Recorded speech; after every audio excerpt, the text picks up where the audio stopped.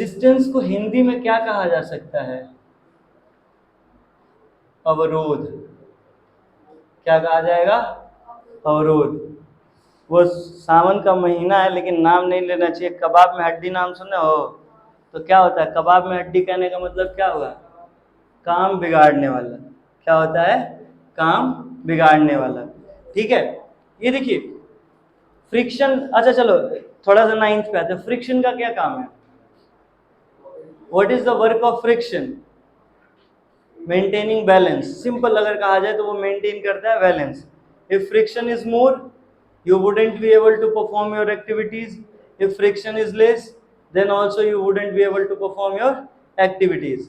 तो देखो घोड़े पे लगाम लगाना क्या होता है? जरूरी होता है।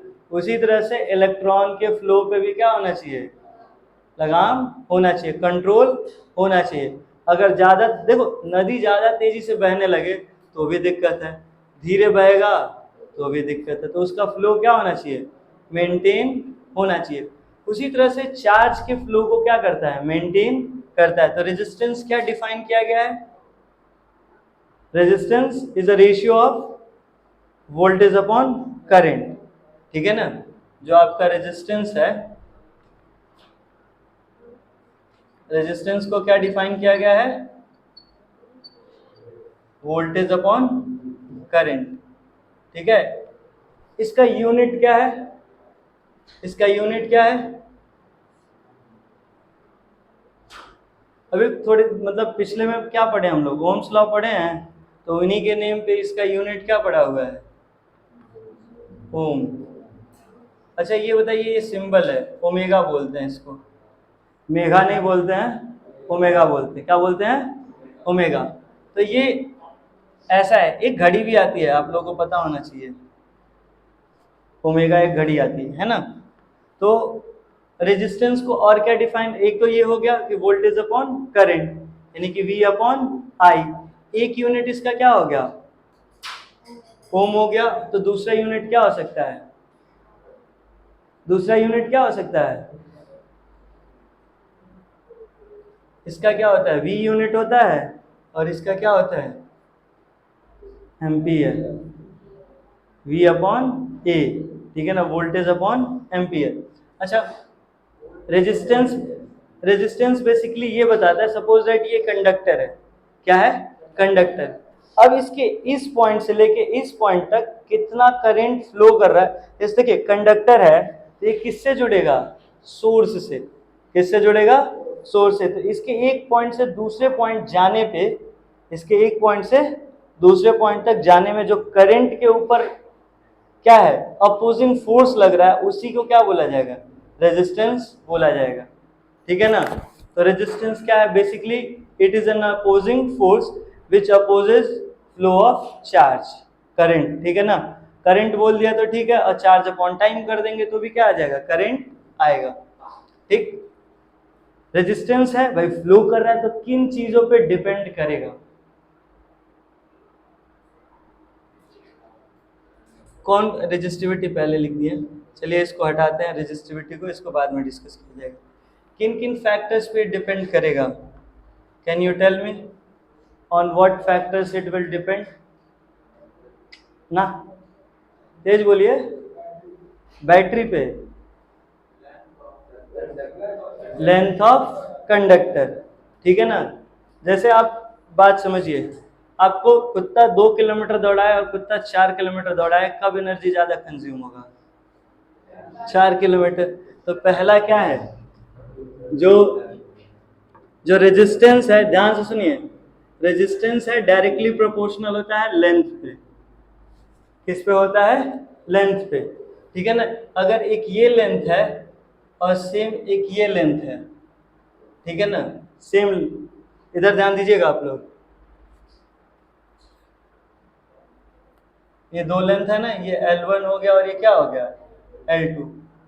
तो इस वाले पे क्या होगा? इस पे ज्यादा रेजिस्टेंस होगा और इस पे क्या होगा? कम रेजिस्टेंस होगा। ठीक, एक तो ये हो गया। अच्छा ये चलिए, यहाँ पे केबल है, ठीक है ना? है, इसके दोनों में क्या, इन दोनों में क्या डिफरेंस है अगर देखा जाए तो? this one is thick, and this one is, its cross sectional area is greater and this one is smaller. ठीक है, which one will have more resistance, this wire or this wire? This wire will have more resistance. Okay, what if I say you are wrong? क्या कहें अगर आप गलत हैं तो? चलिए देखिए, ये एक पाइप बनाता है, ठीक है ना, इसका क्रॉस सेक्शन एरिया क्या है, ग्रेटर है, और एक क्रॉस सेक्शन एरिया क्या है, इसका पतला है, ठीक है ना, ये सर्कुलर एंड है इसका, और ये भी कैसा है, सर्कुलर एंड है। ये कुछ ज़्यादा ही दुबला पतला हो गया समझाने के पर्पज से, ठीक है, ठीक है सत्यम। अब मान के चलो सत्यम तुम्हारे लिए खास करके एग्जाम्पल है, ठीक है, तुम्हारा एग्जाम्पल ले लेते हैं। सपोज दैट ये सत्यम भैया हैं,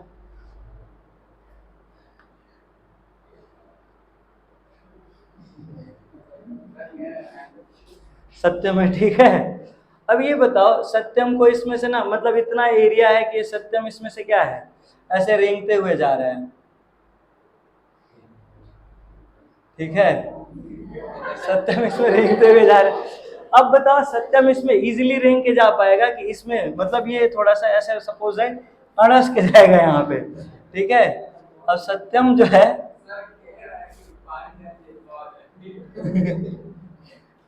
ठीक है, अब बताइए आप लोग सत्यम किस में इजीली बहेगा, ऊपर वाले में। तो इसका क्रॉस सेक्शनल एरिया क्या है, ज्यादा, और इसका क्रॉस सेक्शनल एरिया क्या है, तो यानी कि जब इसमें इसको दिक्कत होगा कि इसमें दिक्कत होगा, रेजिस्टेंस क्या है, दिक्कत है, रेजिस्टेंस क्या है, दिक्कत है। तो रेजिस्टेंस क्या हो गया, इनवर्सली प्रोपोर्शनल 1/एरिया, ठीक है। एक तो ये हो गया। सत्यम माफ करना बाबू, लेकिन इससे अच्छा हमको ड्राइंग नहीं आता है, ठीक है, तभी तो इसको ऐसा बनाया ताकि ये बदला ना ले पाए, ठीक। किस पे डिपेंड किया, ध्यान दीजिए, लेंथ पे, बात नहीं है, लेंथ पे और क्रॉस सेक्शनल एरिया पे। तीसरा जो है रेजिस्टेंस डिपेंड करता है, डायरेक्टली प्रोपोर्शनल होता है टेम्परेचर पे, ठीक है, और रेजिस्टेंस जो होता है वो डिपेंड करता है नेचर ऑफ मटेरियल पे।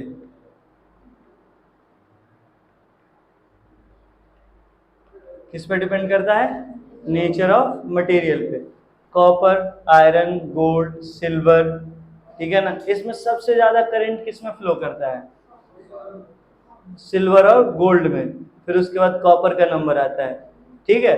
तो उसमें रेजिस्टेंस क्या होगा, कम होगा। आयरन है, इसमें रेजिस्टेंस ज्यादा होगा। आपके बुक में एक टेबल दिया होगा, अगर आप यशन या प्रदीप पढ़ रहे होंगे तो आपके बुक में एक टेबल दिया होगा जिसमें सारे सब्सटेंसेस का रेजिस्टेंस और रेजिस्टिविटी गिवन है।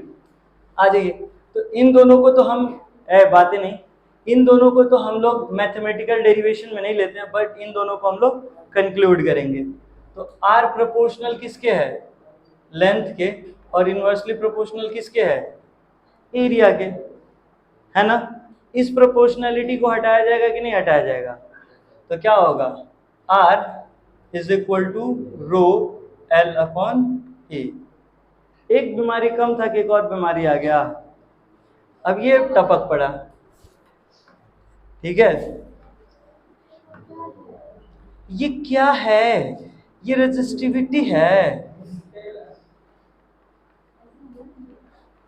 पी को क्या हो गया, पोलियो हो गया है, पी ऐसे बना है तो इसको क्या हो गया, पोलियो हो गया, ठीक है। तो इसी को क्या बोला गया, रेजिस्टिविटी, ठीक। तो अब सबको समझ में आया। ये देखिए रेजिस्टेंस क्या है, रेजिस्टेंस क्या है, एक तरह का अपोजिंग फोर्स है जो करंट को फ्लो होने से रोकता है, ठीक है ना। इसके क्या क्या यूनिट है, एक ओम, ओमेगा और एक V अपॉन ए, ठीक है। और इसके क्या क्या कैरेक्टरिस्टिक है, डायरेक्टली प्रोपोर्शनल होता है लेंथ पे, इनवर्सली प्रोपोर्शनल होता है क्रॉस सेक्शनल एरिया पे, ठीक है, और डायरेक्टली किस पे डिपेंड करता है, टेम्परेचर पे, और नेचर ऑफ मटेरियल पे भी क्या करता है, डिपेंड करता है।